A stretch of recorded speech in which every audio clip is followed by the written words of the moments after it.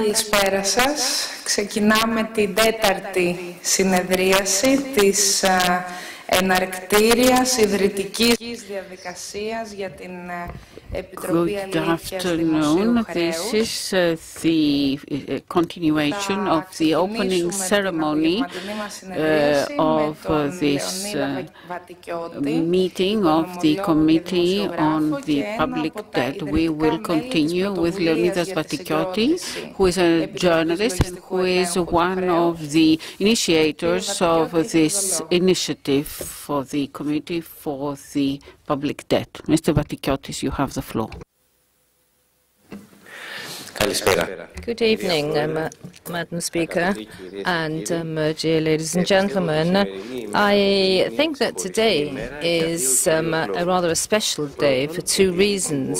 First of all, it symbolizes the end of a very long period which started with the memoranda, and we can't actually forecast what the future holds, because a new loan agreement or a memorandum seems to perhaps be looming before the summer. But at least we have now completed a cycle now, and within the framework of this period, we've had a 40% drop in wages, collective bargaining has been abolished, unemployment is now at an unprecedented level of 27%, and more than 100,000 young people have emigrated abroad, and more than 5,000 people have committed suicide due to the economic impasse. Well, given this rather gloomy environment created by Troika with the Papandreou, Papadimou and Samaras governments, we have had certain struggles developed in society. May I just remind you of the following. The 2011 meetings on the squares, and also many popular meetings which are still taking place and are quite active. So the movement of I refuse to pay against excessive taxation, and then that was renamed We Don't Owe Anything, so we don't pay. And then, of course, in June 2011, another movement.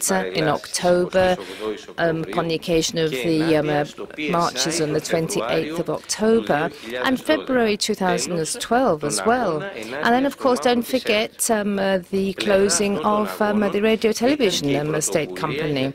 And, of course, this has fed into the initiative for this committee, where we are demanding that the sovereign debt account books be opened up, not as an academic exercise, nor for us to exercise control, but to make it obvious that the sovereign debt is not to be repaid because of our struggle to have a stay on payments.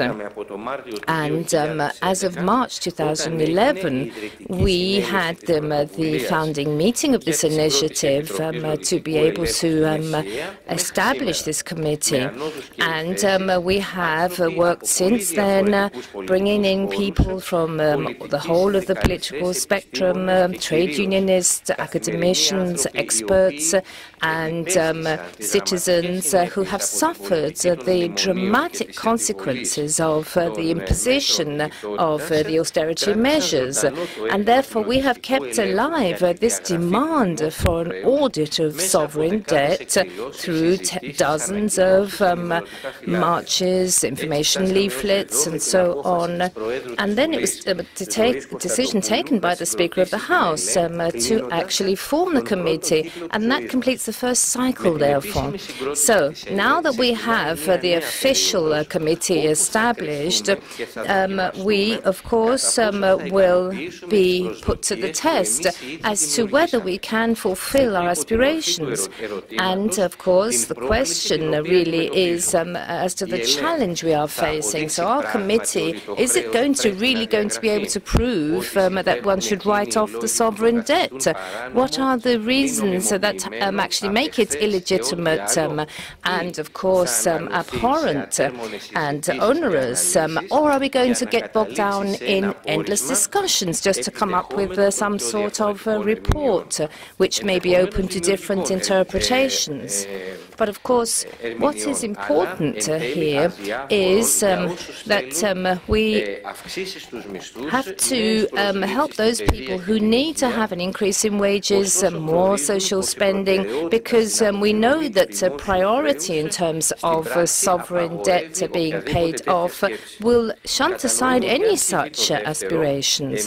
Now, we who have spearheaded this movement, we will have perhaps put the last nail in the coffin of this demand. So we have to be aware of what sort of role we want to play. I do think that there are serious prerequisites that should be laid down to answer to the people's will and to prove that this debt should not be repaid. It's important to remember the obligation that we have to society, which has been sorely tested over the past years. And of course, this is so important, first and foremost for those who've lost their job, who've had their wages cut, but of course are still demanding what is theirs, and they refuse to accept to work without being paid or getting used to that. You see, as scientists from Greek universities, of course, we have to give back to society our contribution. We have to work, therefore, selflessly in order to make sure that this situation does not continue. So, in a nutshell, the struggles over the past few years, as well as our obligation vis-à-vis society and our obligation as scientists and scholars, and the initiative of the Speaker of the House, of course, therefore mean that we have to take this whole thing to its end, and the sovereign debt should not be repaid, and nothing less. Thank you.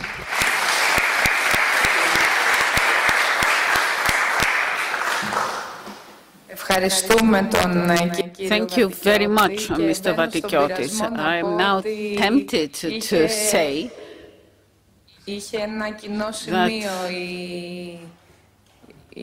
that what you said has overlapped with what the Minister of Finance has said. Maybe what I'm going to say is creating this sound, but still.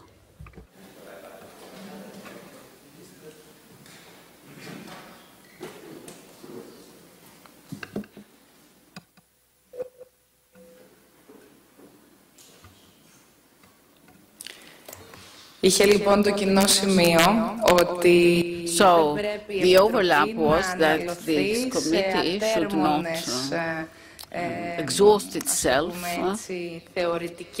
in endless academic discussions that will not translate into specific claims. I believe that this humanitarian crisis, which came as a result of specific policies, and the victims of this humanitarian crisis demand that justice be restored. We don't mean that this committee is going to become a tribunal, but what we say is that the conclusions that the committee will come to should take into account this extreme unfairness, both at the level of international and the level of European law and the level of human rights has very specific meaning. Now, let me call. I also wanted to say that you spoke of the trust that the Parliament has shown, and I, as the Speaker of the House, have shown to the people who had the initiative of setting up of a committee for the audit of the debt. But it is also an honor for the Parliament that the people who come from these mass movements join this process. It is an honor for the Parliament that society and social movements show confidence in it. Now let me ask Athanasios Kontargiris to come to the floor. He's an economist, he's an advisor of innovation and regional development, a member of ATTAC Greece and a member of the ATTAC European Network.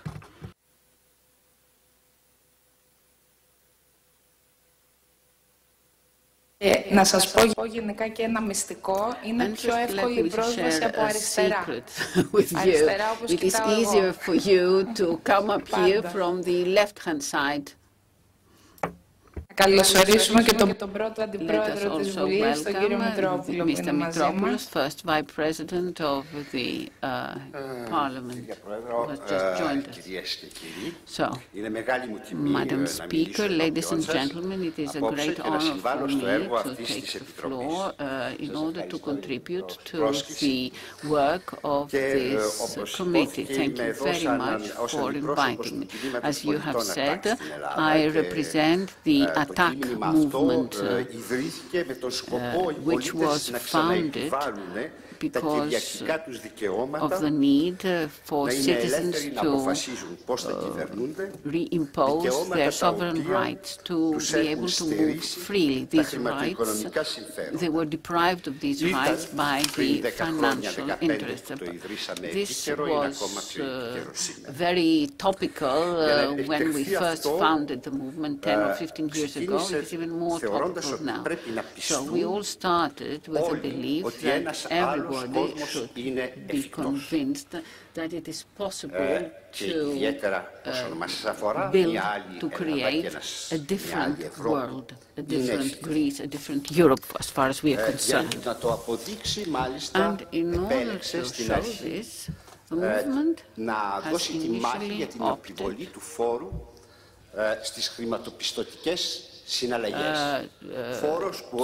fight for the tax on financial transactions. When we started, that was not possible. Nowadays, even Chancellor Merkel speaks about it. We also imagined the movement of social fora. We organized different social forums, most recent one being the one in Porto Alegre last week. We are very active in Greece and especially strong in Germany and in France. We participate in a number of initiatives such as the Altos Summit Network, L'Occupy and ECAN, where Eric Toussaint is a prominent figure.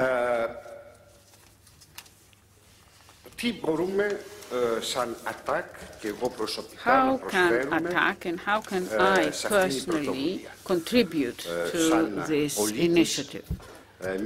As a citizen who is not a member of any political party, I'm here to express my full solidarity to the struggle that this new government is fighting for Europe and Greece. And I'm here to contribute to this initiative for the audit of this debt, that this has been a claim of ATTAC for a number of years. Κυρία Πρόεδρος, με παρουσίασε σαν οικονομολόγο στη Γαλλία, με θεωρούν οικονομολόγο γιατί έχω αποσχολίες με το Στροσκάν. In France, I'm considered an economist because I've graduated from the same school as Strauss-Kahn or Christine Lagarde. In Greece, I'm not considered an economist, but as a business consultant. And as an independent professional, I am able to contribute to the work of the committee by transferring the experience of the effectiveness of the memoranda seen from the point of view of the real economy. How people pay taxes, those who do pay, and how these taxes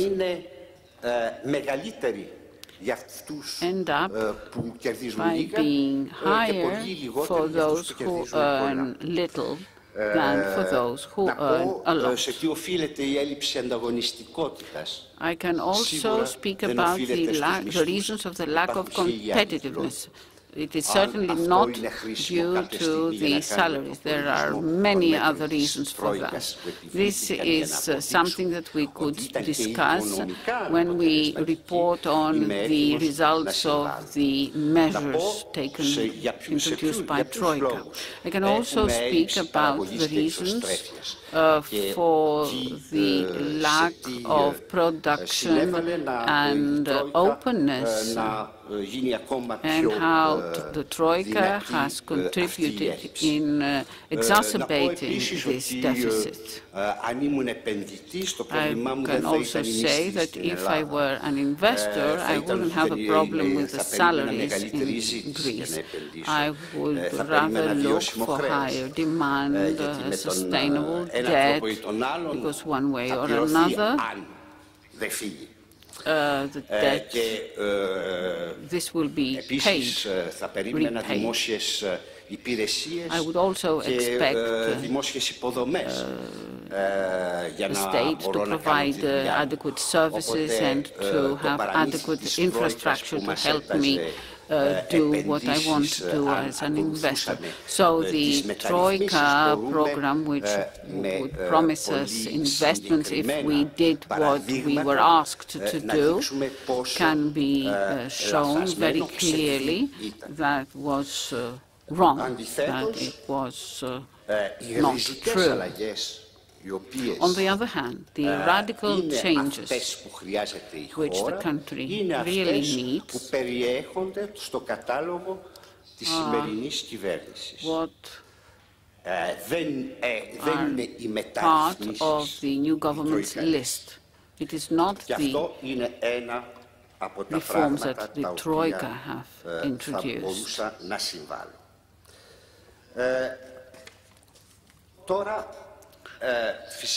So, as attack, what we can mainly contribute is to inform the public opinion of Europe of the results of the committee, the conclusions of the committee, always in partnership with the experts who are here to help us.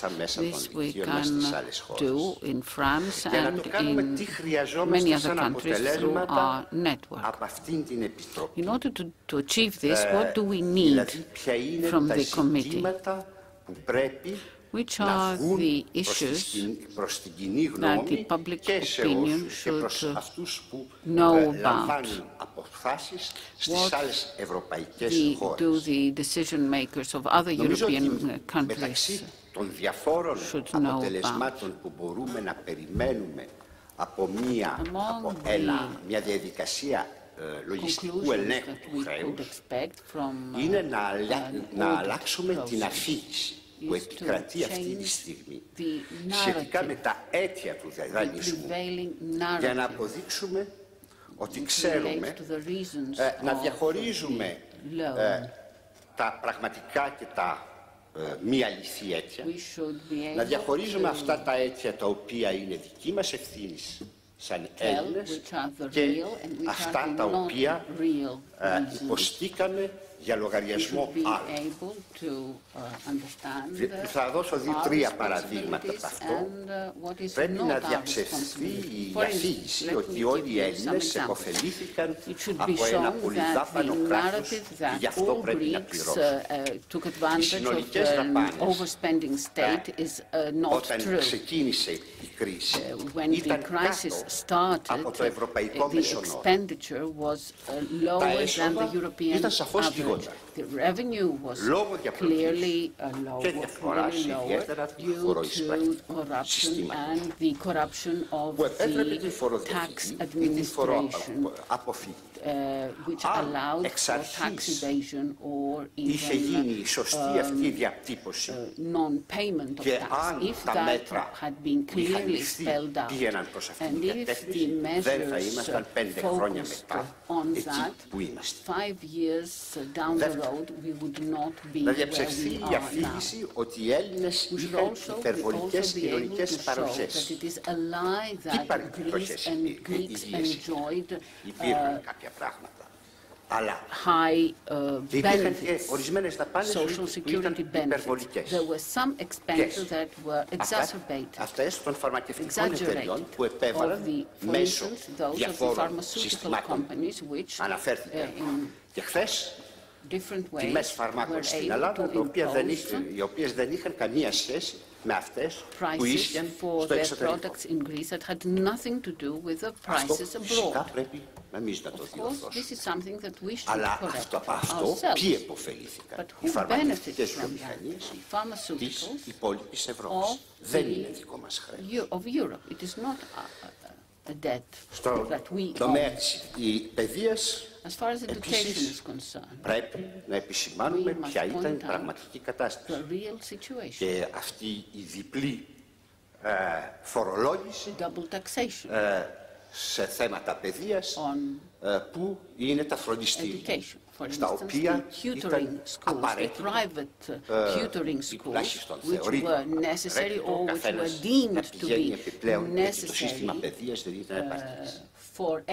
Τι παροχές ανεργίας υπήρχαν σε σύγκριση με τις άλλες χώρες? Γνωρίζω πολύ καλά το σύστημα ανεργίας στη Γαλλία. Δεν έχει καμία σχέση το σύστημα που υπήρχε και υπάρχει εδώ πέρα. Το ίδιο ισχύει και για τις συντάξεις και για ό,τι παροχές υπάρχουν για την καταπολέμηση της φτώχειας. Και όχι μόνο ήταν εξ αρχής χαμηλές, αλλά έγιναν απολύτως εξευτελιστικές. Τρίτο παράδειγμα, να αναλυθούν οι πραγματικές αιτίες του χρέους. The third example is to identify the real causes of the debt. Yesterday, a number of very important points were presented. Each one of them could explain the high debt. Γιατί, ποιοι, πώς μας ανάγκασαν σε αυτές τις δαπάνες? Who and why made us spend for defense? What was their policy? What was their pricing policy? Is this our own debt? Τα φάρμακα, αναφέρθηκα πριν. Medicines, pharmaceuticals. Οι τόκοι, I spoke about that. οι οποίοι πληρώσαμε κατά την τελευταία What we περίοδο have paid during the πριν past την κρίση, αλλά και αυτούς που πληρώσαμε και στην αρχή της κρίσης σαν τιμωρία. At the beginning of the crisis, Και by φυσικά way of υπάρχουν και punishment. δική μας ευθύνης, And of course, there θέματα are όπως οι εργολαβίες, responsibilities that που we υπόθηκε χθες, bear ότι ourselves. δεν γινόντουσαν με το πιο διαφανή τρόπο Contracts which were και με τις assigned εμπλοκές των in a μέσων non-transparent manner, as we heard yesterday. θέματα τα οποία αυτά πρέπει να τα αντιμετωπίσουμε εμείς. Χωρίς αυτήν την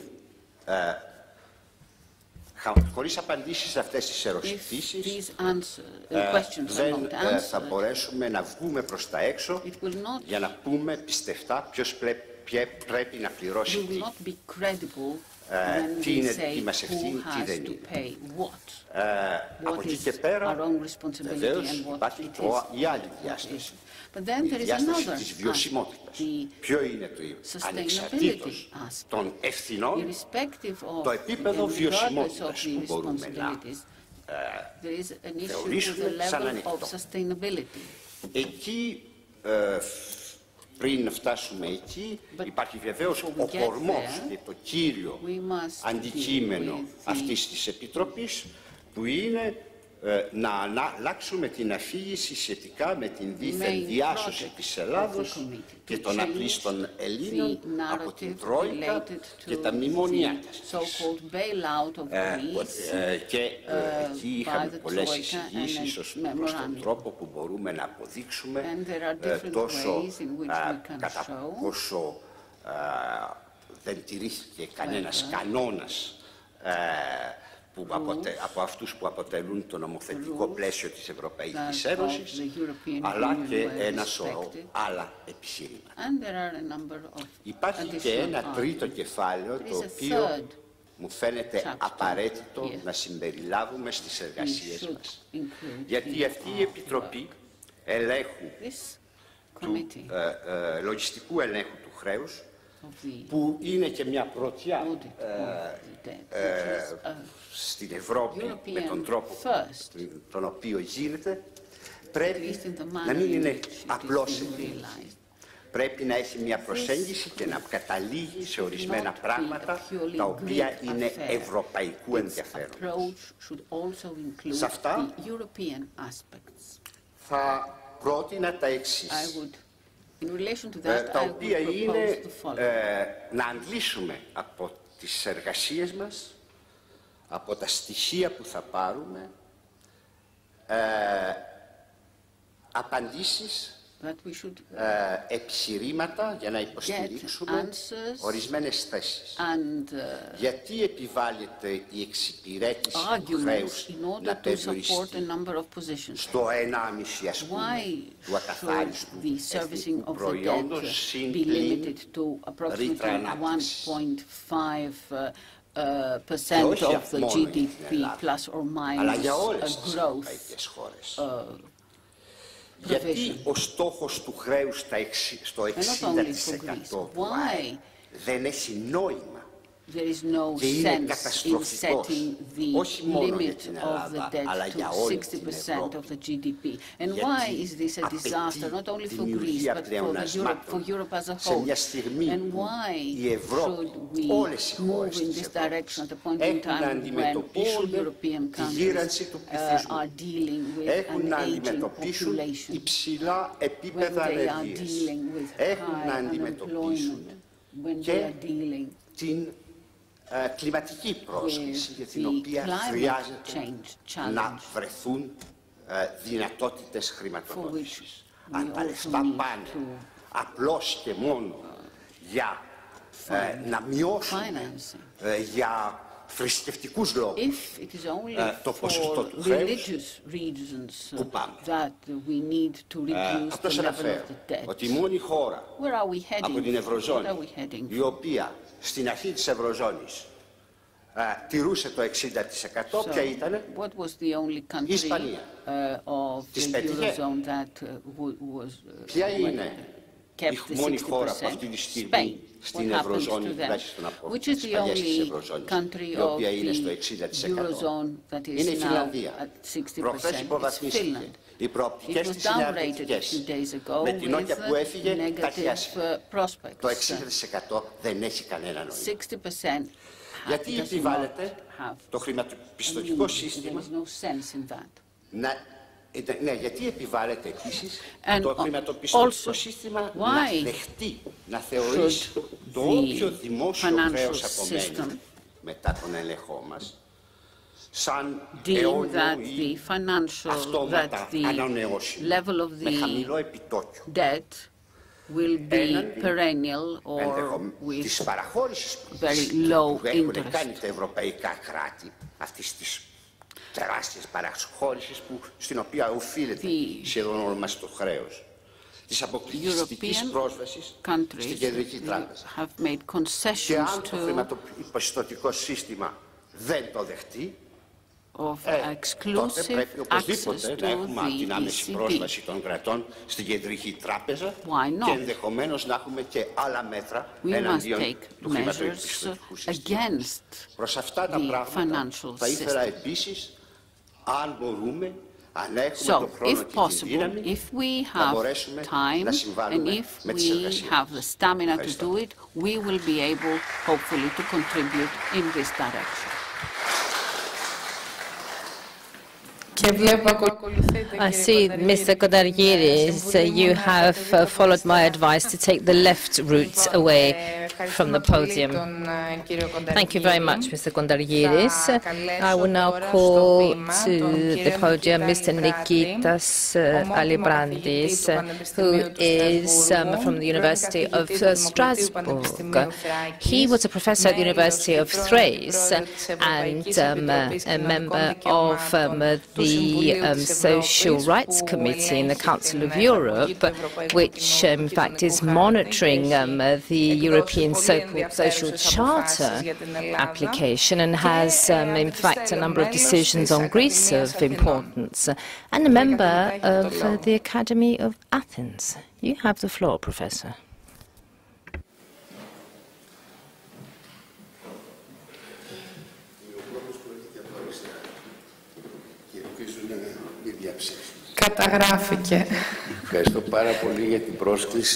Thank you so much for the invitation, which is a great honor for me.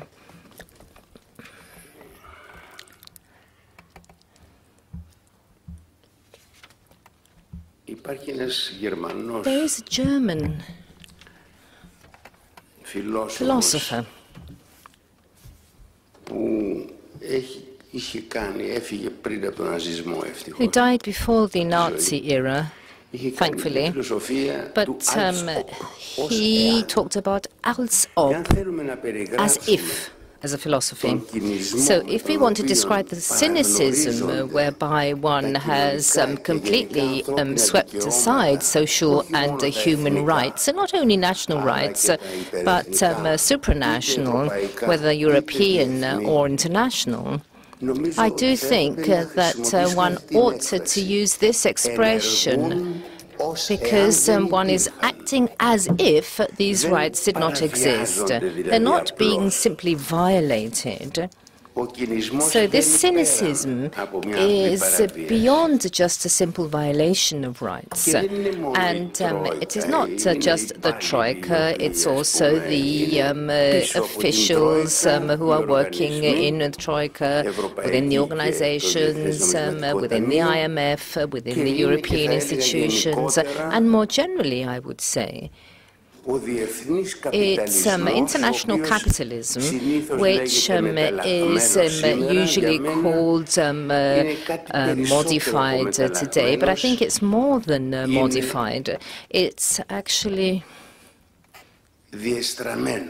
distorted or askew, perverse, if you like, because in the 20th century imperialism was speculatory and exploitory as concerns labour, but it was also productive. Whereas today, it simply makes a profit in the millions without even impinging upon or having any sort of feed into the area of production. So, in my mind, in my opinion, although I have actually put my opinions into publications, and a publication due to also appear, I think we're talking about the analysis of political power, which is now of a different hue, which doesn't need either the police or courts. It simply moves and is effective through fear, threats, and pressures of any sort.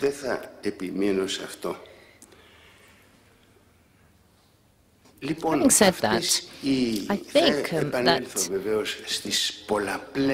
I might come back later on to the manifold steps to ignore rights of all types. But what I'd like to say is that even if everything were legitimate, the indebtedness, the debts, if we had a normal situation, say, that might of course arise, even in this case of normalcy, to actually deal with the prospect of a partial write-off of the debt is not a scandal, nor is it an unknown in history. And in order not to go too far back in history, I will refer to the history of Germany after the Second World War, where Germany had excessive indebtedness before and after the war. And despite the fact that it was a defeated power, 20 countries drew up the London Agreement in 1953, which enabled Germany to write off 50% of its debts. Enormous amounts of money, very high indebtedness. Well, maybe Germany ought to remember this. Perhaps the German government and the European authorities who are reacting so brutally to this prospect of a partial write-off of our sovereign debt. Let us now come to an indicative selection of the violations. I can't actually go into all of them, and I'm talking about violations of international agreements as concerns social and human rights. In fact, let me just say that all of these laws pushed through Parliament in 2000 from 2010 onwards, are they really laws in their own right? I'm sure that legal experts would have looked at this. After 3845, which was passed in 2010 on the 6th of May, on the 11th of May, another Bill of Law was tabled in the House, which was 3847. Law 3847 says the following, that one authorizes the Minister of Finance to sign any memorandum or agreements which are international with the European Commission, with the Eurozone countries and the IMF, in order for the memoranda programs, because there's an annex to this Bill of Law, and the annex was basically the matrix for the memoranda. So it says that the memorandum program should be implemented by this method. And the same provision continues the memoranda or agreements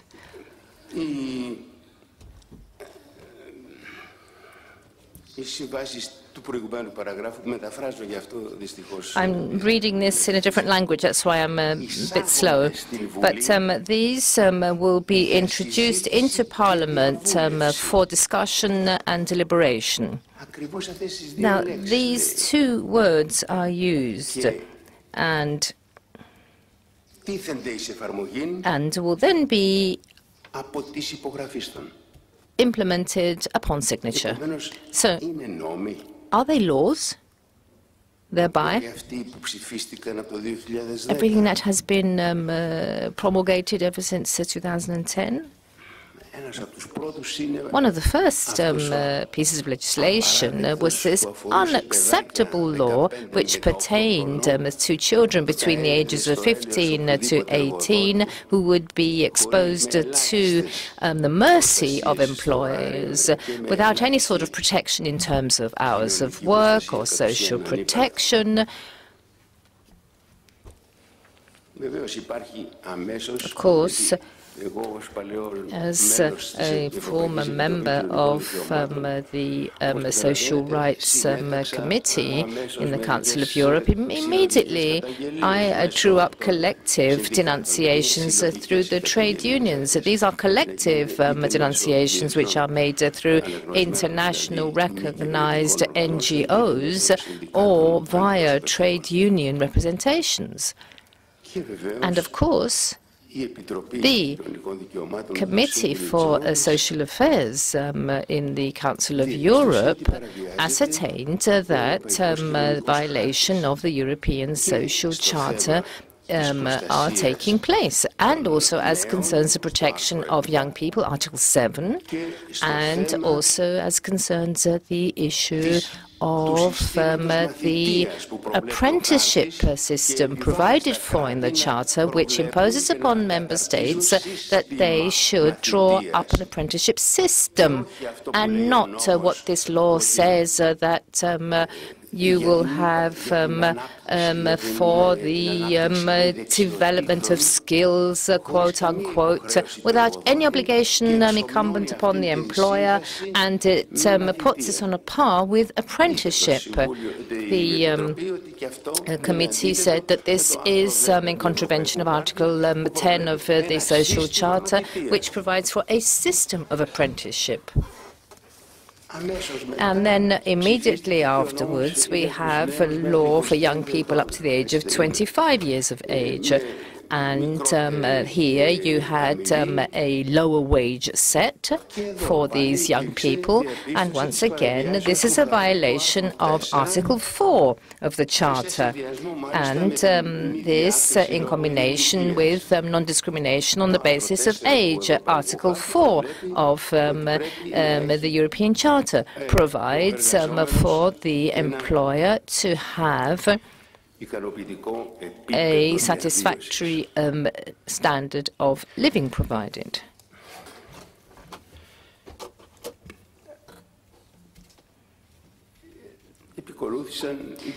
And then we had curtailment of pensions en masse. Then there were collective denunciations of these cuts, and they were considered to be legitimate as denunciations. We have Article 12, thus contravened, of the Social Charter, which talks about a minimum of protection in terms of one's social insurance. But of course, this is not all. I have been, unfortunately, dealing with the writing of other publications, so I didn't carry on this research. But just imagine how many articles of the European Social Charter have ever since then been violated. And there was surprise all round. And after 2011 and 2012, there have been no further denunciations, and perhaps one might have thought that everything is okay in Greece. But perhaps certain lawyers ought to think about this. They have nothing to gain, perhaps. But I do think that what about Article 16, which is protection of the family? What about the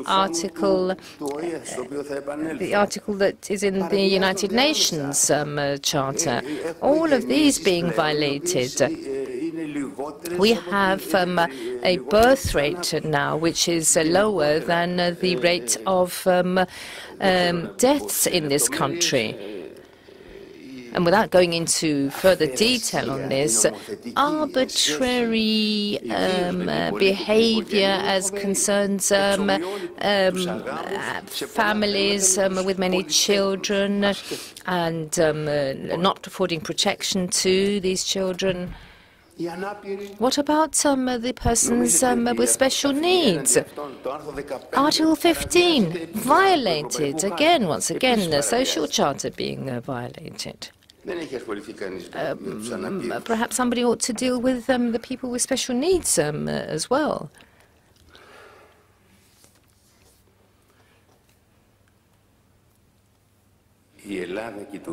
Greece and Turkey are the only two countries of the Greater Europe, in the Council of Europe, in other words, under the Social Charter, that have not ratified the articles for trade union freedoms and the article on collective bargaining. And there has been reaction from the Greek Confederation of Labour on this. I have made certain moves, but the Greek Confederation of Labour, for its own reasons, has never wanted to move on this. However, we do have international labour agreements which we have ratified, number 98 and 151 for the public sector, and the Convention 102 on social insurance.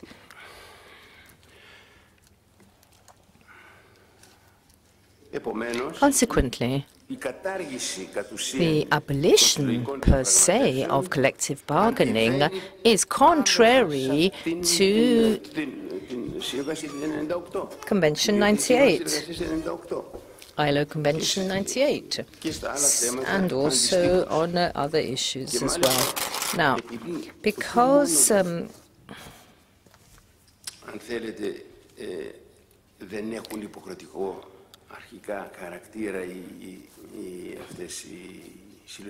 these agreements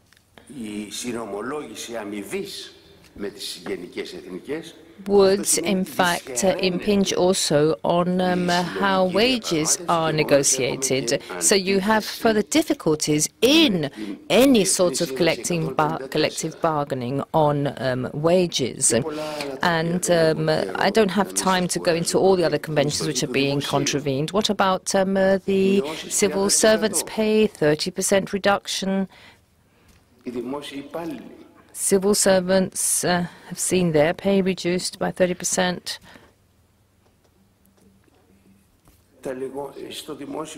Once again, in the public sector, the term contracts which only are there for specific needs, and these are contrary to Convention 122.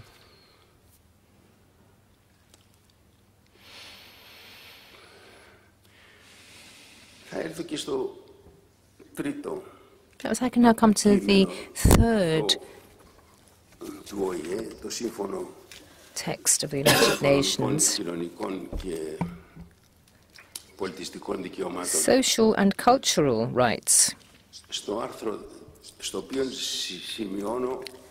I note that recently one adopted the protocol which was being discussed for years, and this, of course, enables individuals to also have the right to legal remedy. It is not as per the social charter, the European social charter, where you can only move collectively, and basically the committee acts as a judicial body, despite the fact we don't want to call it a judicial body, whereas as concerns the United Nations Convention, it's not a judicial control. However, you can, as an individual, turn to the courts in case of violation. And this is a very important text.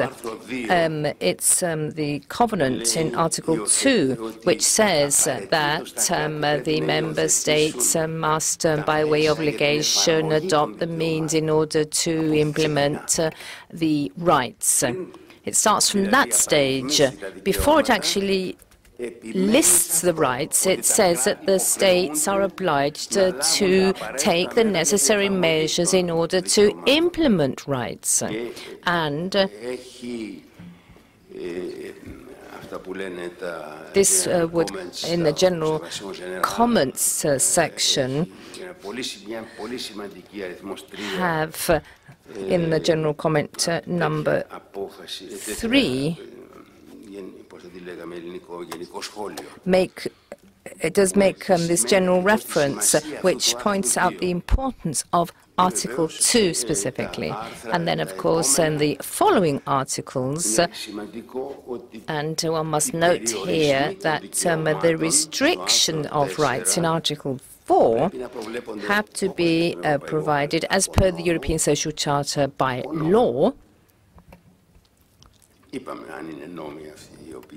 And what has been ratified in the Greek Parliament will be said whether they were real laws or not, but only provided that it is absolutely necessary to have these restriction of rights for public order, for national security and the prosperity of the nation. You can't, whenever you want to, as a legislator, simply restrict people's rights without providing for alternative solutions in some manner, and based, of course, on the principle of proportionality.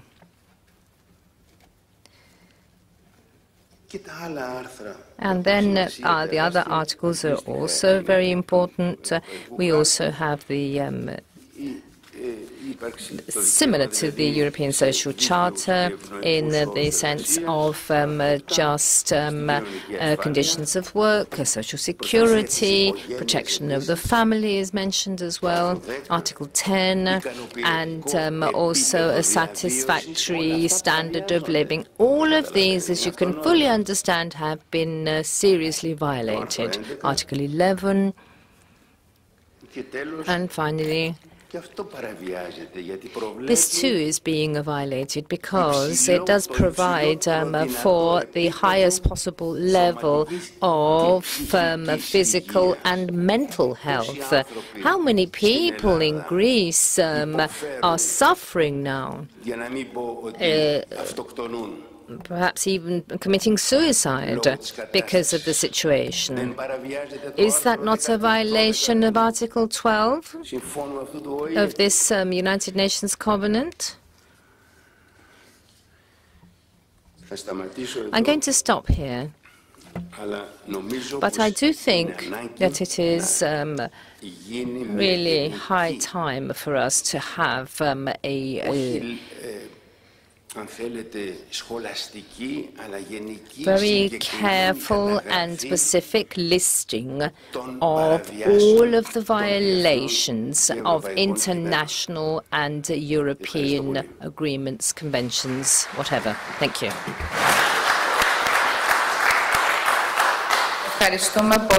Thank you very much, Professor Aliprandis.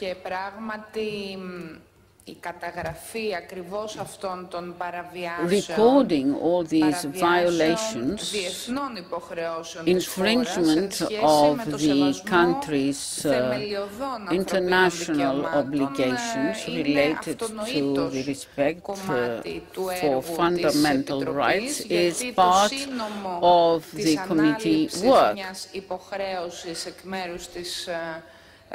Whenever a country assumes a responsibility, this responsibility should also be looked at from the point of view of whether it violates previous or more important obligations related to social rights. This was mentioned, specifically mentioned by previous speakers, Professor Fasloumina and Professor Olivier de Sutter, who have both served with the United Nations and who are experts on this. Ms.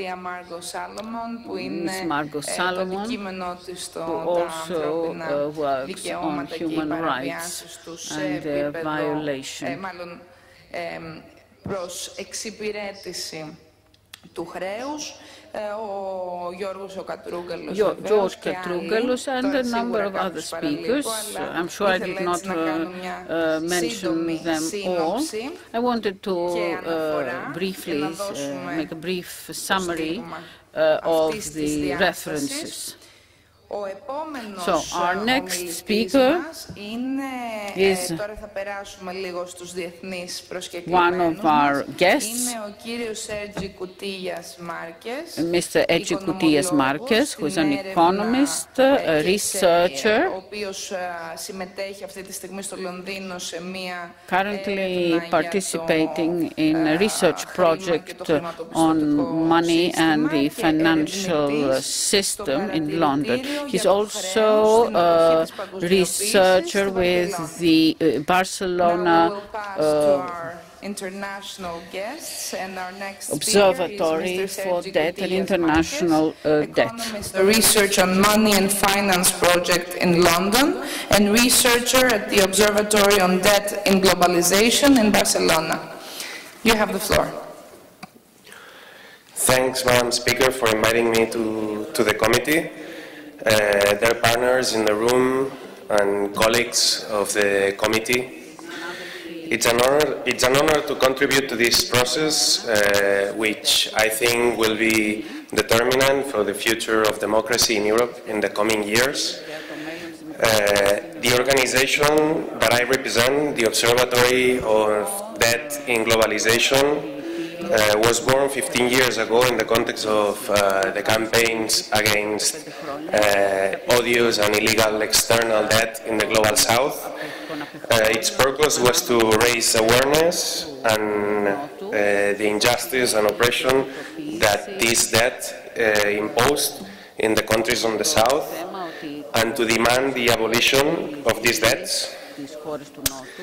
It is also the reason for which ODG, this organization, participated in the Equatorian Commission of the Debt Audits, and we felt very proud and honored for having been able to participate and achieving the result that we achieved, which was the cancellation of part of the odious and illegal debt resulting from this analysis and auditing. So, as we see now, the crisis of the South has moved to the North, and this is not by coincidence, but because, as the Minister of Finance said yesterday here in this room, there is a phenomenon of global reach, that is the financialization of capitalism, which is a regime that generates systemic instability, inequality, and oppression. And in this context, the same crisis has hit Greece and also the country where I come from, which is the Spanish state, creating as well a crisis of huge proportions. The crisis of these two countries have to be understood in the context of flooded design of the Eurozone and the imbalances that it has created. So these imbalances have generated a crisis set to be a public debt crisis in Greece, but in Spain the crisis originated in the private sector, in which firms held in the peak of the crisis 1.3 trillion euros of debt, this without including the banks, and the construction and real estate sectors held 400 billion of debt. This amounts almost to 1.5 of the GDP It's 1.5 times the GDP, the Spanish GDP. Of all these sectors affected, one of the most affected was families, households, so the working people, and they were the only ones not being rescued and not being bailed out. While the Spanish state, in the same time, activated all sorts of mechanisms to mutualize losses and protect capital. Asset purchases programs, protections against losses in banking mergers process, fiscal credits, recapitalizations, and eventually the agreement of an European bailout with its memorandum, as in Greece, and it was imposed with the consent of our current government. This current government, as well, with Socialist Party, agreed in 2011, when the Socialist Party was in government, to change the constitution, changing Article 135 to give maximum priority to the payment of debt over any other expenditure. This was completely unprecedented in Spain. The constitution has been as sacred. No one has ever touched it until this moment, and anytime someone proposed a reform, they said that this was the foundation of democracy in Spain and what was protecting democracy, so it shouldn't be changed because it's an example of a constitution. So they changed it during summer without any parliamentary discussion and almost overnight. They changed this article, and as we've discussed long in Spain in the debt audit movements, we consider this change in the constitution to be odious, illegal, and against the human rights. So, as I said, this was happening while unemployment was reaching 26%, youth unemployment was passing 50%, and 1,000 home evictions were happening every day. So, as you know, since 2011, May 2011, for this reason, Spanish society has been very much mobilized, wherein people gathered in the squares, as it happened here as well in Athens, in Syntagma Square in front of the Parliament. Since then, the social movements have been actively resisting and organizing, and one of its notorious activities or initiatives is the platform for citizen debt audits. And this platform has aimed at taking peoples to participate in the process of monitoring and auditing the debt of the Spanish state, the bailouts that were produced in the banking sector, and also the different municipalities of the Spanish state. One of these initiatives that I strongly recommend to take into account for the Greek process is the municipal observatories, which are a project that consists on setting websites in every municipality in which the authorities can interact with citizens. So there is a dialogue, citizens, the people can send evidence, can ask can make questions, can ask for documents, etc. And this is in the public, so that administrations have to answer or they face the silence, let's say. They face that people will see that they are not answering and that they are not transparent. So I think this could be a good mechanism to make the audit more participatory and also get information that could be useful. So to end, regarding social mobilization and political change in the Spanish state, I just want to remark that the rest of 2015 has a big potential for change in Spain. We have an election for the local governments next month, and it is expected that the political landscape will deeply change then. In this change, there's a potential for a massive initiative for debt audits at a municipal and local level. I myself have contributed to write some of the political programs of some of the candidacies of the left that really want social transformation and social change. So this is possible in just 1 month. This election is in May. Then we also have an election in September in Catalonia, one that will decide whether a new state will be created separate to the Spanish state. And there is also a big potential for change. A constitutional process might open, and change in the rest of the Spanish state might also arise. I want to emphasize here the importance of civil society in this process, and that this civil society is looking towards Greece, is looking to the Greek example. So Spain is deeply interrelated, and also Catalonia is deeply interrelated to what is happening here today and in the coming months.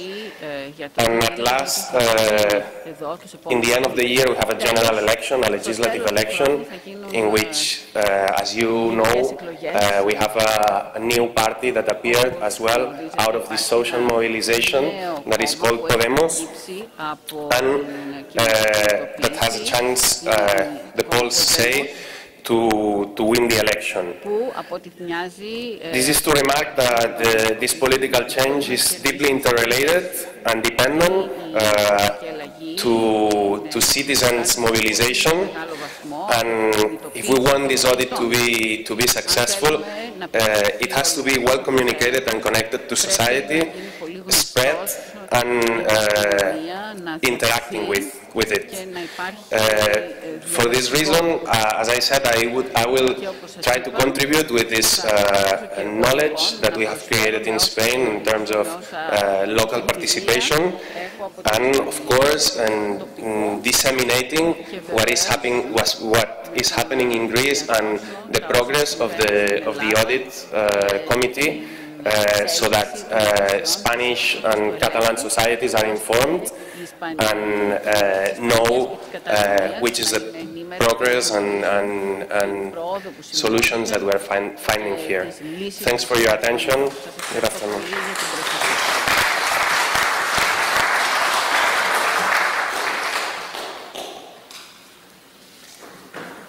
Ευχαριστούμε πολύ τον κύριο Σέρτζη Κουτί. Our thanks are due to Sergei Coutillas Martes. And now, θα σας κρατήσω σε αγωνία. Without any further ado, let me find you our next speaker is. The next speaker is Patrick Sorin. He is a professor of history at the University of Toulouse and a bank employee. in the fourth largest bank in France, an author of a book on toxic loans, and a member of the Committee for Audit by Citizens in France. You have the floor, Mr. Sorin. Madam Speaker, ladies and gentlemen, it's a privilege, a great honor for me to be invited to participate to the Debt Truth Committee. The President of the Hellenic Parliament, Zoe Constantopoulou, has decided to set up a commission to audit the Greek debt. It's a very important decision. In France, we didn't have such luck. So, given the lack of initiative from political institutions, some associations, unions, left parties, economists such as Michel Husson, an ordinary citizen decided to create, at the end of the year 2011, the Committee for Citizen Audit of the Public Debt in France. 3 years after, our committee released its findings, drawing a surprising conclusion. 59% of French public debt is illegitimate. The rise in the French public debt in the past decades cannot be explained by an increase in public spending. In the past 30 years, French public spending has decreased by 2 GDP points. In reality, 2 factors explain the rise in the state's debt.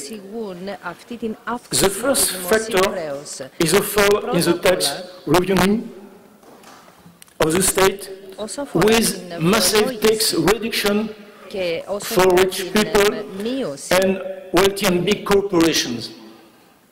The second factor is an increase in interest rates, especially in the 90s. Together with the National Audit, local audit committee were launched to analyze the debt of local authorities infected with toxic loans and to highlight bad practices of banks. In the last 4 years in France, local authorities are bringing 300 lawsuits against banks concerning toxic loans. For instance, loans pegged to the Swiss franc. I work in a bank, but I would like to point out I'm a bank clerk, an employee, not a banker. So, I want to say a few words about the banks. When a bank grants a loan to a customer, the bank has to respect some duties. Duty of information, to give an information clear and complete, duty of care and advice. More generally, the bank has to respect professional ethics, business ethics. The bank has to value the funding operation. It has to verify its legality, its compliance. The bank has to estimate the risk. In the case of Greece, did the banks respect these duties? I hope the Debt Truth Committee, with the help of Greek institutions, will bring some light and will answer to this question.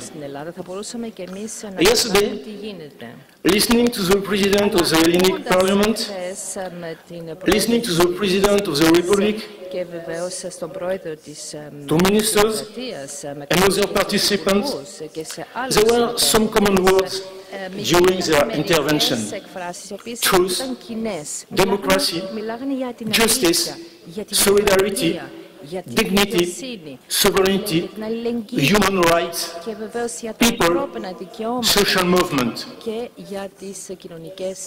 These words sketch out the roots, the basic foundations of the important but necessary task we have all to realize. Today, with audit, Greece can take a step toward a bit of future. As the Heraclitus of Ephesus said, everything changes and nothing stands still. Thank you very much.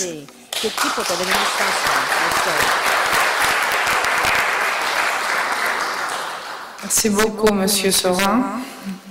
Thank you very much, Mrs. Sorin. I'm sorry that we didn't have a French translation available for you, but we'll see whether we can have one next time round. We have a lot of French speakers in the committee, so I do think that this will be something that we can honour. Whereupon, I might introduce the next speaker.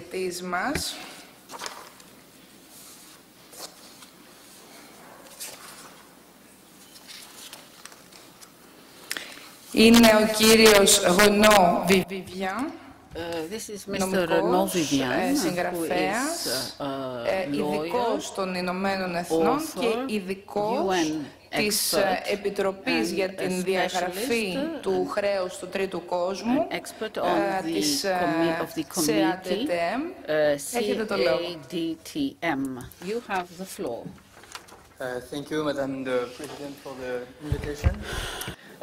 It's a real privilege to be here with you inside the Greek Parliament and to be part of this Debt Truth Committee. As many of you underlined it yesterday, the creation of this committee under the auspices of the President of the Greek Parliament is historical. So Greece is pioneer to bring the truth on the causes of indebtedness of a state, and more generally, is pioneer to bring the truth on the mechanism of debt, on the debt system. A debt system where creditors play an active role. Because we must remind that creditors have duties, have obligations. As pointed by Cephas Lumina, who is member of the Debt Truth Committee, Cephas Lumina, former United Nations independent expert on debt and human rights, the creditors must ensure that compliance with the commitments derived from foreign debt will not undermine the obligations for the realization of fundamental economic, social and cultural rights as provided for in the international human rights instruments.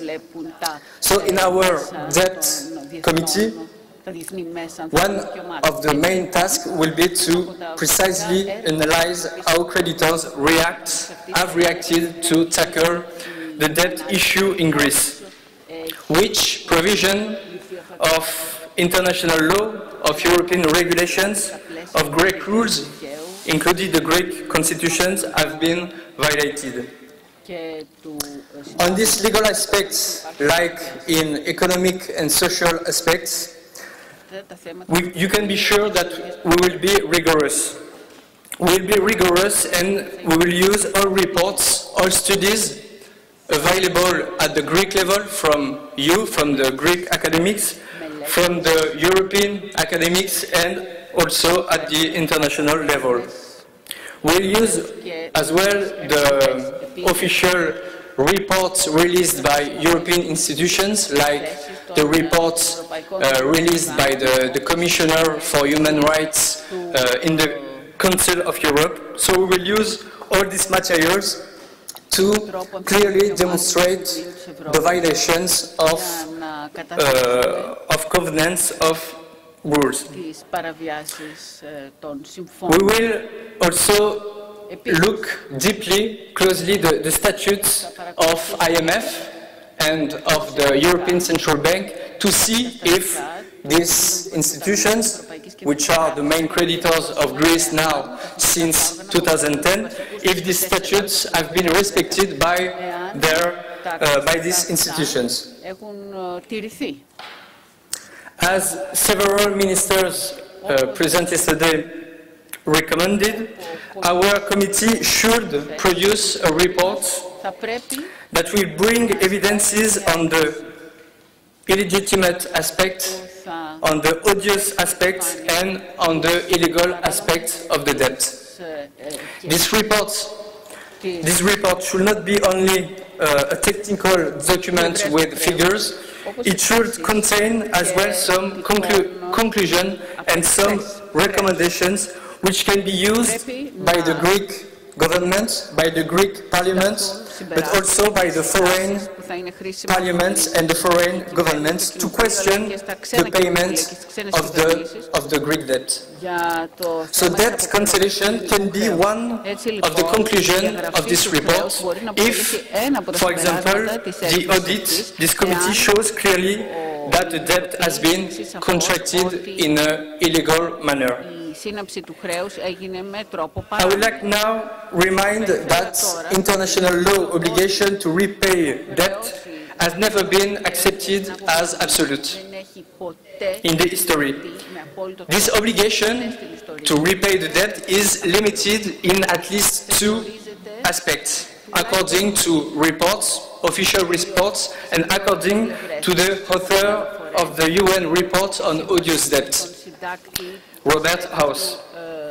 On the one hand, international law states that the first obligation for a state, for a government, is to respect the basic human rights.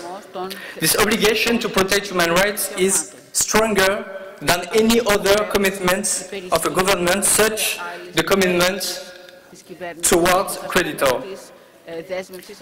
This is the first limit for the obligation to repay the debt. The second limit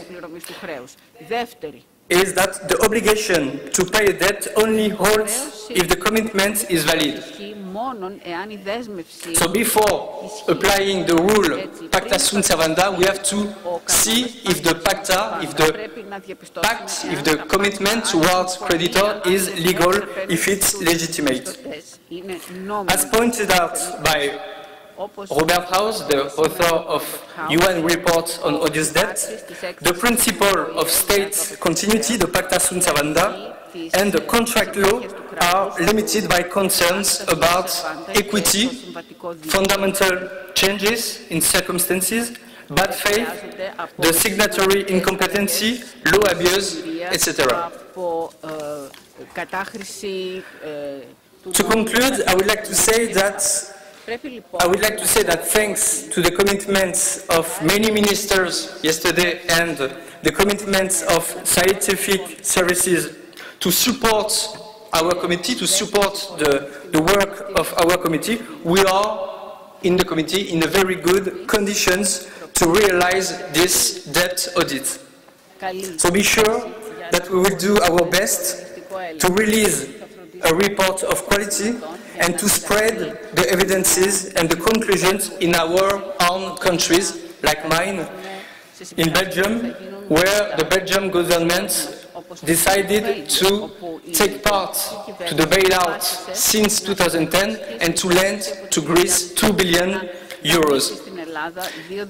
This government, the Belgian government, pretends to have taken part to a plan to rescue the Greek people. So it's crucial for the citizens in Greece and for the citizens in other European countries to be aware of the conclusions of our debt audit. Indeed, it's mainly only pressure of the population, the pressure of the social movements, that the real changes, the fundamental changes, and the respect of the democracy can be possible. Our task is huge, but at the same time it's stimulating since it concerns not only the future of Greece, but also the future of all European countries which apply everywhere the austerity policies by using the argument of of the debt. So thanks for your attention and thanks for your precious support.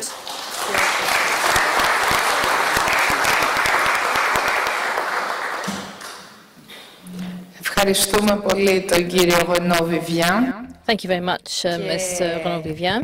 Τώρα θα καλέσω στο βήμα τον κύριο Michel Husson. Mr. Michel Husson is the next speaker, who is an economist at IRES, which is the Research Institute for Economic and Social Research. Institut de Recherche Économique et Sociale, κάτι αντίστοιχο με το INEGSE. And, of course, you have coordinated the procedure in France and the French Committee for an audit of the debt. Mr. Husson, you have the floor.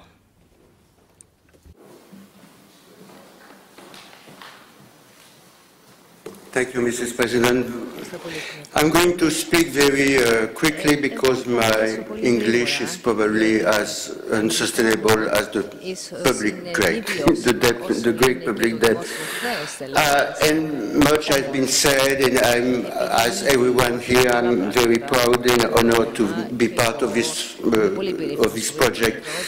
I will say some points on the fact that debt is a social relation, mainly, but it's also numbers, and we have to work on numbers too.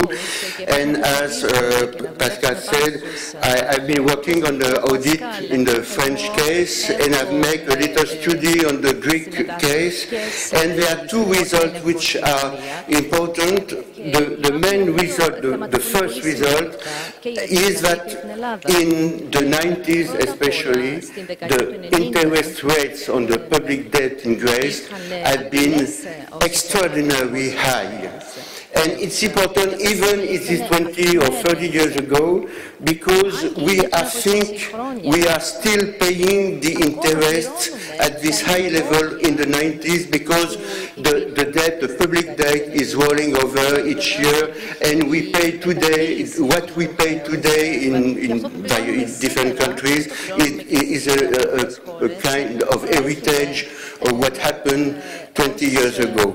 And it's important, one of the questions very important is who have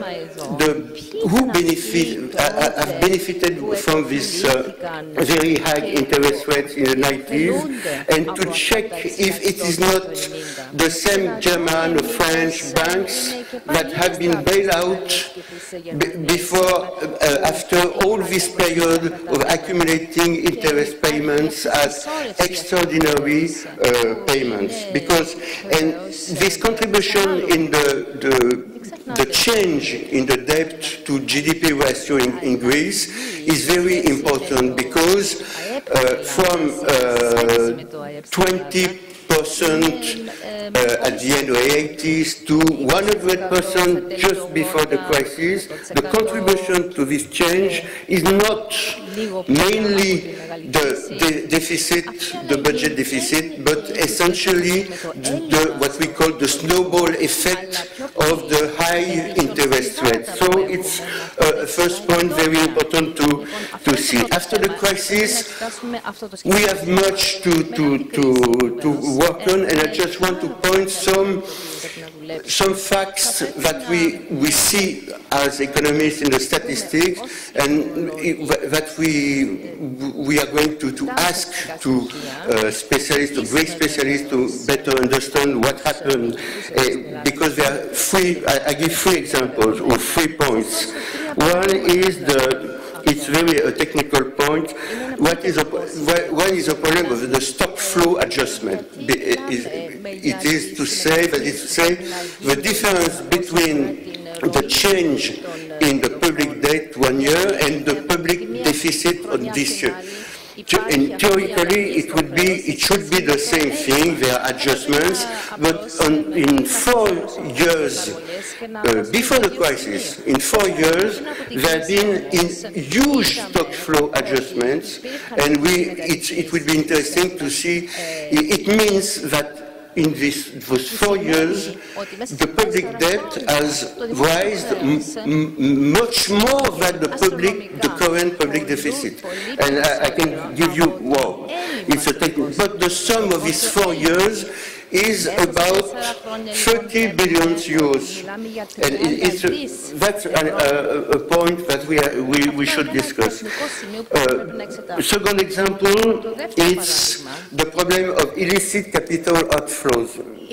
There is an evaluation from an NGO called Global Financial Integrity, which says between 2003 and 2009, this illicit outflows are equivalent to 200 billion euros.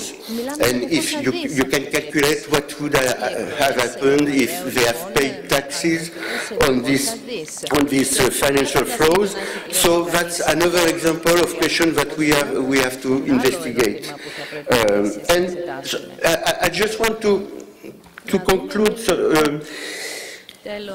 The methodology of an evaluation in an audit of a debt is the only methodology of evaluation is to compare the reality with a counterfactual history, with some hypotheses that are conventional, but that we can justify. For example, what have happened if the public debt, the interest rates on the public debt have been reasonable. We can have a definition. For instance, the calculus that I made is very reasonable, is inflations and 3% more than inflation. So it's something that could be discussed like a counterfactual analysis of what was the evolution.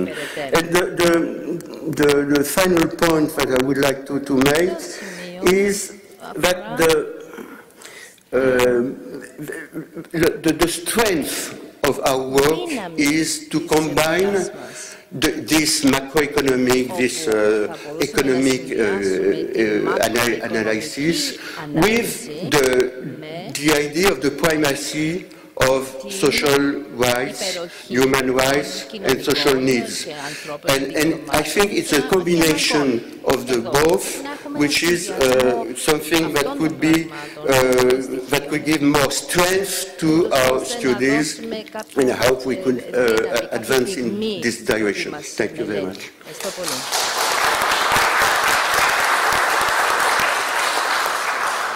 Ευχαριστούμε πολύ τον κύριο Μισελ Πισόν και τα αγγλικά σας είναι μια χαρά. Your English is very good. Λοιπόν, τώρα έχει ζητήσει το λόγο ο πρώτος αντιπρόεδρος της Βουλής, ο κύριος Αλέξης Μητρόπουλος, που έχει και με την ιδιότητά του την επιστημονική και με την ιδιότητά του την πολιτική ασχοληθεί ιδιαιτέρως με το μνημόνιο. Θέλω να πω ότι παρέστησαν στη διάρκεια της συνεδρίασης, εκτός από τον κύριο Μητρόπουλο που είναι ο πρώτος αντιπρόεδρος της Βουλής, ο κύριος Νικήτας Κακλαμάνης που είναι ο τέταρτος αντιπρόεδρος της Βουλής και ο κύριος Γιάννης Κεφαλογιάννης που είναι γραμματέας της Βουλής.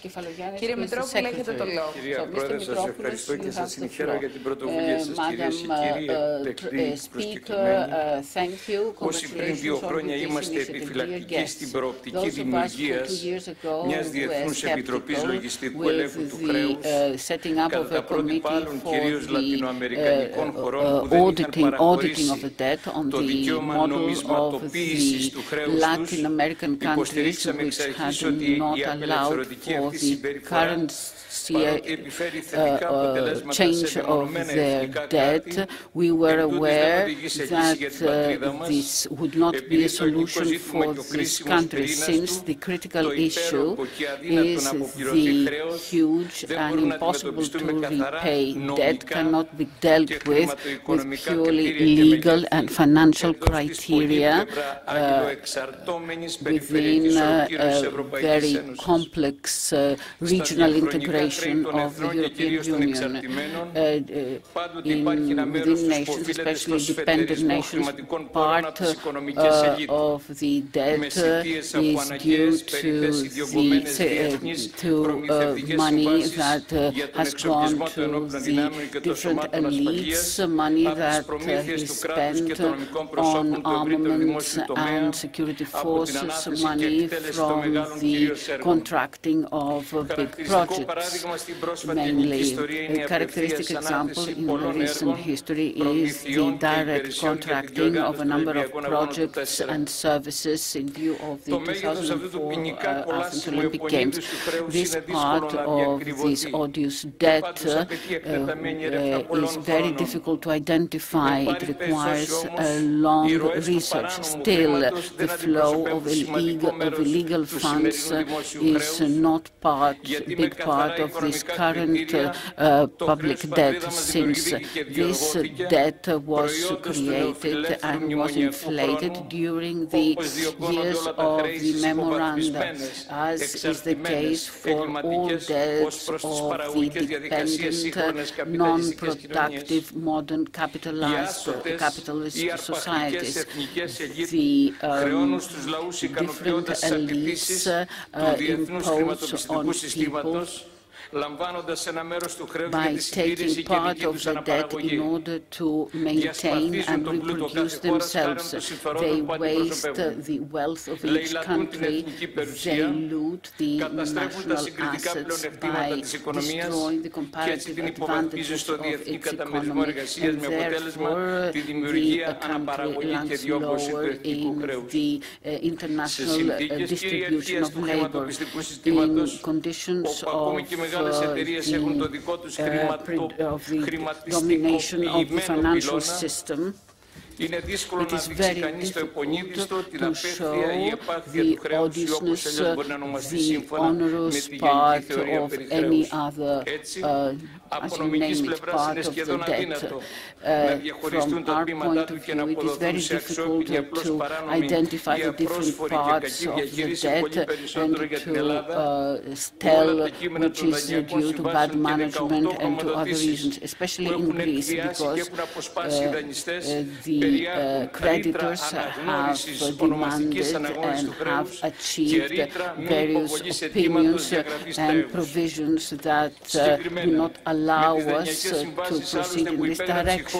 For instance, with the agreement signed by this country after 2010, first of all with the Eurozone countries and the IMF, and subsequently with the FSF and other organizations, this is the financial issue is closely related to our participation within the EU. Irrespective of documents or commitments, the various conditions will go against the fundamental rights of Europe and Greece.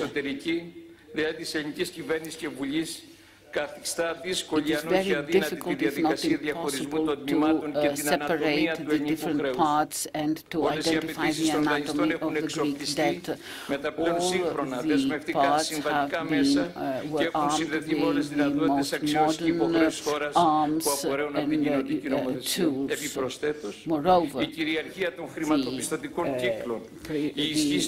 the domination of the financial elites and the laws voted by the Papadimos government and the related regulations create the conditions which make it very difficult to proceed with specific claims under the normal arbitration procedures. The various regulations do not allow to identify the odious part of the debt. Therefore, as it has been shown in actual practice, by the whole process of the voting, the compromise with Siemens, which is very humiliating for the Greek people, and the speaker is aware of that, where the Greek state was committed itself to support Siemens all over, wherever it is being questioned. So, the destructuring of the primary and secondary manufacturing industry is mainly the result of the neoliberal globalization that the European Union is imposing to its extremes, and that is why the surplus is always with the strong countries. The designs of the European Union and the Eurozone was such so that the euro would be to the advantage of countries that did not have the characteristics of our country. The Greek debt was maximized through the failed bailout policy with the memoranda, which not only has brought the GDP down, but is continuing to destroy its comparative advantages, making it waste the private capital and to waste its financial assets, which leads to unemployment in relevant sectors and other such situations. As we have seen from this criminal PSI,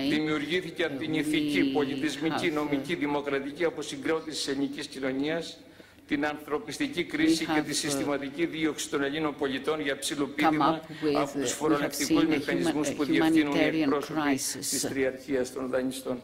Επομένως, το αίτημα για διαγραφή ολόκληρη του μέγιστου μέρους του χρέους ελάχιστα στηρίζεται σε νομικά και περισσότερο σε θεσμικά οικονομικά επιχειρήματα και σε εξ αυτών πηγάζουσες υπέρτερες αξίες και αρχές που αντλούνται από το συνταγματικό και διεθνές αναγκαστικό και ανθρωπιστικό δίκαιο, προσδίδοντας σοβαρά νομικά ρίσματα και υποστηρικτικά στοιχεία στο αίτημα της ελληνικής κοινωνίας. Ουσιαστικά δηλαδή εδράζεται σε πολιτικές, ανθρωπιστικές, διεθνοπολιτικές αξιώσεις που πρέπει να προβληθούν τεκμηριωμένα στα πλαίσια μιας ενότητας περιφερειακής ολοκλήρωσης, όπως είναι εκεί ΕΕ άλλωστε, που υποτίθεται ότι ιδρύθηκε και φιλοδοξεί να αναπτυχθεί στη βάση των πανανθρώπινων αρχών αξιών και κυρίως unions such as the EU, which are supposed to promote these values.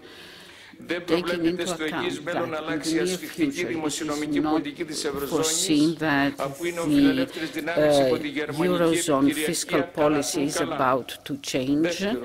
And secondly, since the ECB, as the creditor of last resort, is a dream that is not going to be realized, and thirdly, since the different estimates of the crisis in the countries of the memoranda have limited the individual activities, which do not allow for pan-European activities, the Greek government must deal with the liquidity crisis immediately by recovering its financial and fiscal solvency, which will allow the economy to use the tested means for growth, that is, increase private consumer by increasing salaries and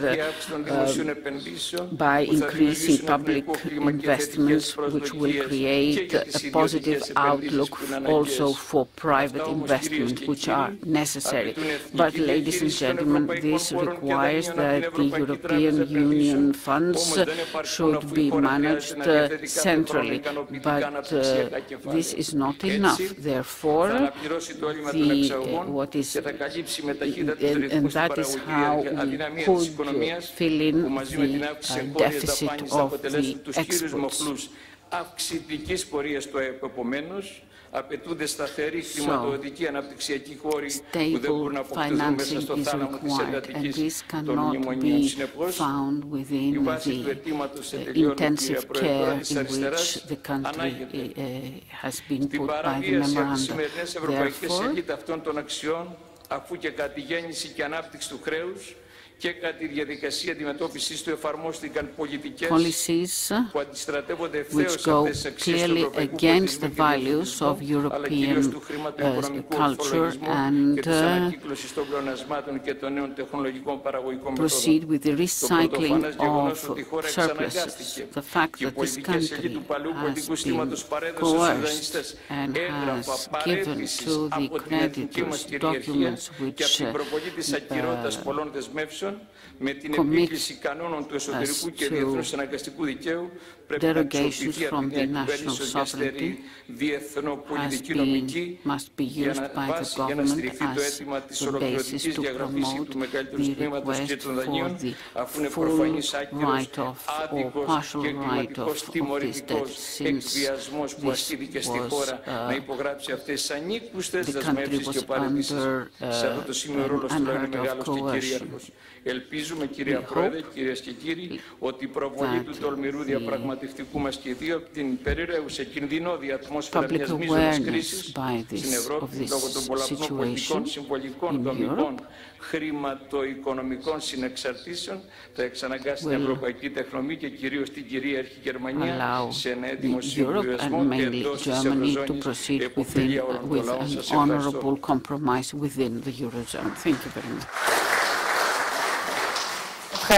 Thank you very much, Mr. Mitropoulos, first Deputy Speaker of the House, and a special thanks for reminding us of the scandalous clauses in some of the memoranda texts. And they're, of course, null and void for those of us who have full cognizance of international texts and international rules within the framework of the independence and equality of nations. I propose that we therefore adjourn for today. We will adjourn the meeting. It is already past 8 o'clock, so I would kindly like to invite you to come down to the speakers' room where we can have an informal chat, and we will resume tomorrow morning at 10 o'clock in the same room. Thank you.